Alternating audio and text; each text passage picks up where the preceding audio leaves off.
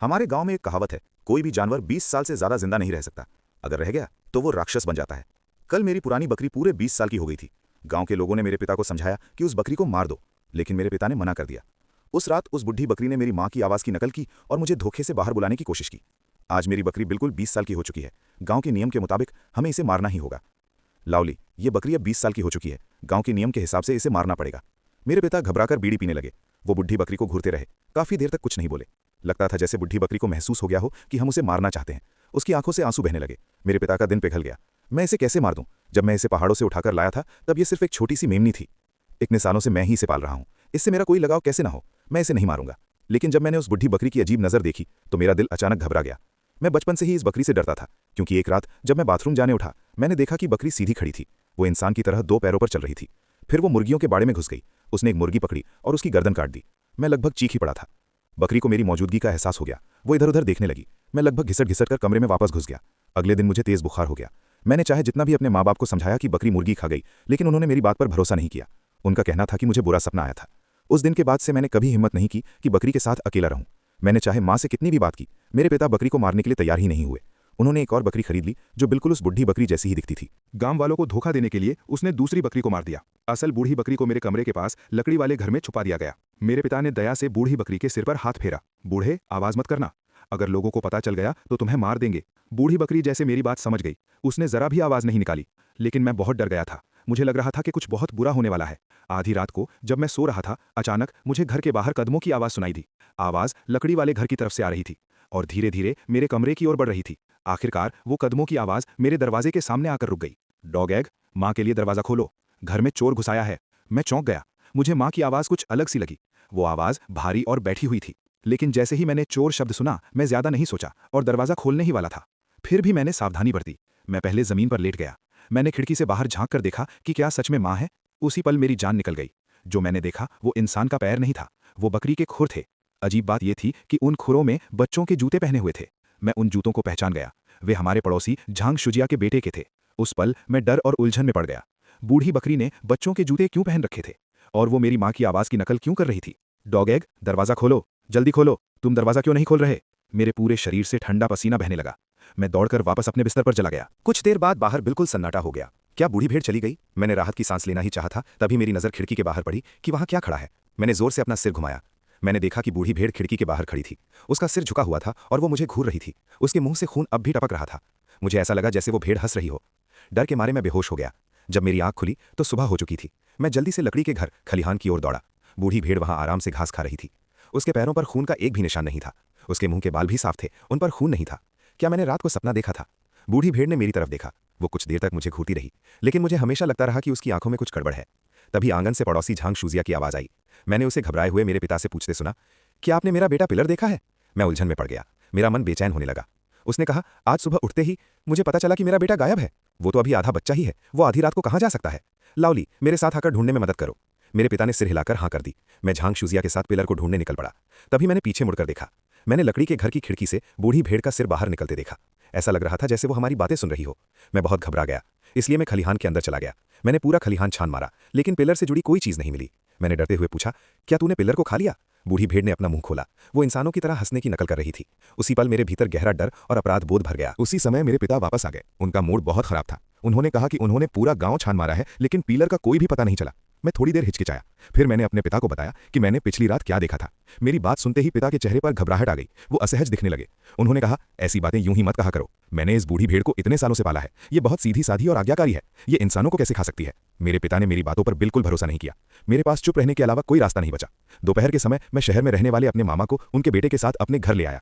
कहा जाता था कि मामा टांग का अपनी पत्नी से झगड़ा हो गया था, इसलिए वो अपने बेटे को कुछ दिनों के लिए हमारे घर ले आए थे। उनका बेटा शहर में पला बढ़ा था। उसे छोटे जानवर बहुत पसंद थे। जब उसने मेरे पिता से सुना कि खलिहान में एक बूढ़ी भेड़ है तो वो उसे देखने के लिए दौड़ पड़ा। मुझे बहुत चिंता हुई। मैं उसके पीछे पीछे गया। बूढ़ी भेड़ ने मेरे बेटे की पतली बाह को चाट लिया। उसकी आंखों में लालच साफ दिखाई दे रहा था। मुझे डर लगा कि कहीं मेरे बेटे के साथ कुछ बुरा ना हो जाए। मैंने जल्दी से उसे वहां से खींचकर बाहर निकाल लिया। रात को मेरा बेटा मेरे साथ ही सोया। हम दोनों की मुलाकात बहुत कम होती थी, इसलिए हम देर रात तक उत्साह से बातें करते रहे। अचानक मुझे खलिहान की दिशा से पैरों की आहट सुनाई दी। मेरा चेहरा तुरंत सख्त हो गया। मैंने धीमी आवाज में अपने बेटे से कहा, अब जो भी आवाज सुनाई दे तुम बाहर बिल्कुल मत जाना। उसने पूछा, क्या हुआ, मैं बाहर क्यों नहीं जा सकता? तभी दरवाजे के बाहर मेरे मामा की आवाज आई, बेटा चलो जल्दी घर चलते हैं, तुम्हारी माँ आत्महत्या करने वाली है। मेरा बेटा घबरा गया, वो तुरंत बिस्तर से कूद पड़ा और दरवाजा खोलकर बाहर जाने लगा। मैंने उसे रोक लिया। मैंने दरवाजे की ओर इशारा करके उससे कहा, तुम नीचे झुककर देखो, क्या बाहर खड़ा वो सच में तुम्हारा पिता है? मेरा बेटा हैरानी से मुझे देखने लगा, लेकिन फिर भी वो नीचे झुककर देखने चला गया।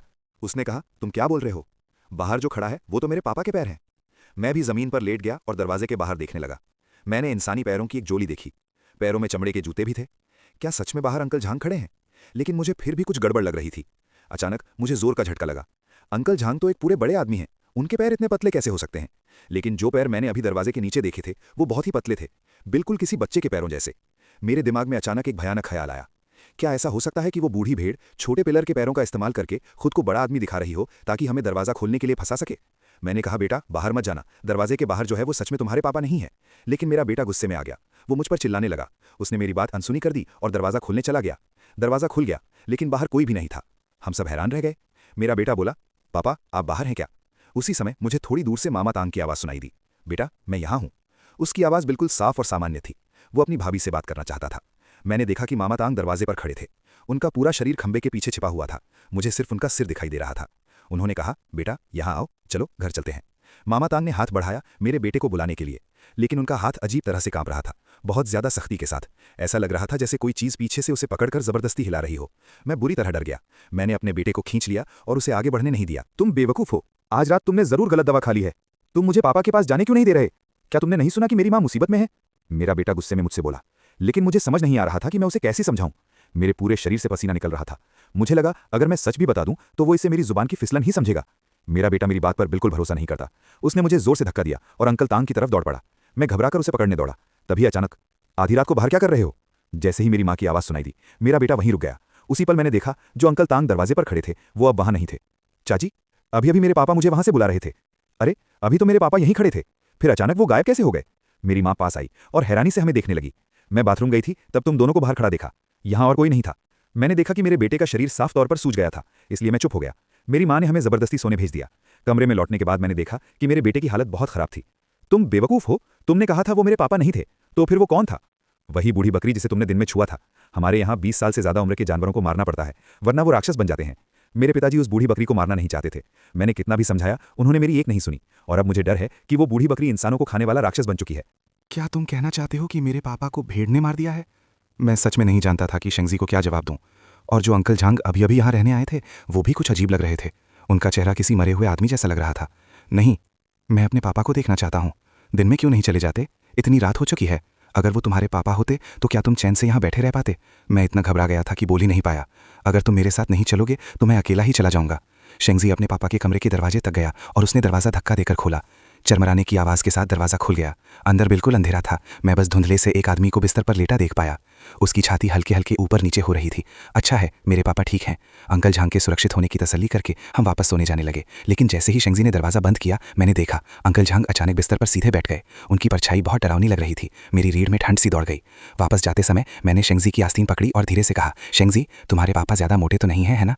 मेरे पापा तो दुबले हैं। फिर तुम ऐसा क्यों पूछ रहे हो? क्या तुम्हें याद है जो आदमी अभी कमरे में बिस्तर पर लेटा था वो कुछ ज़्यादा ही मोटा लग रहा था? शेंगजी वहीं रुक गया और उसके पूरे शरीर में झुरझुरी दौड़ गई।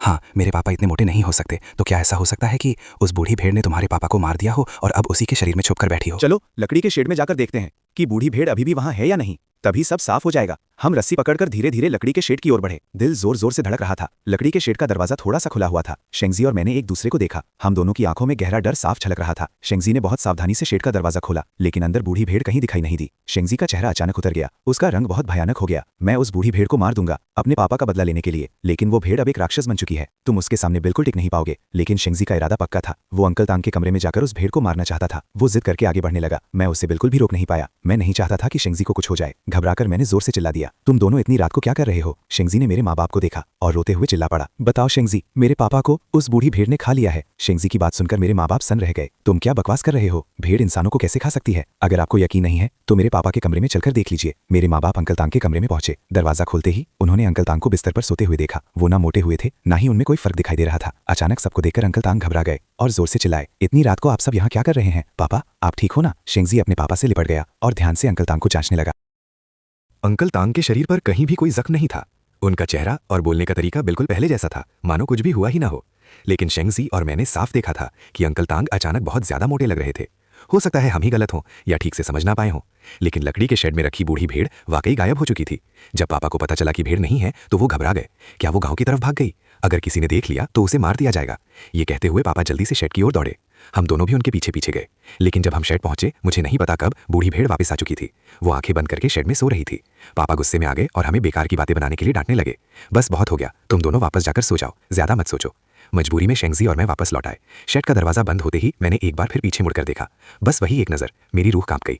मुझे नहीं पता कब बूढ़ी भेड़ ने अपनी आंखें खोलनी थी। वो बिल्कुल इंसान की तरह सीधी लेटी हुई थी दरवाजे के सामने। वो हमें घूर कर देख रही थी। बूढ़ी भेड़ और मेरी आंखें मिली और फिर उसने धीमी डरावनी आवाज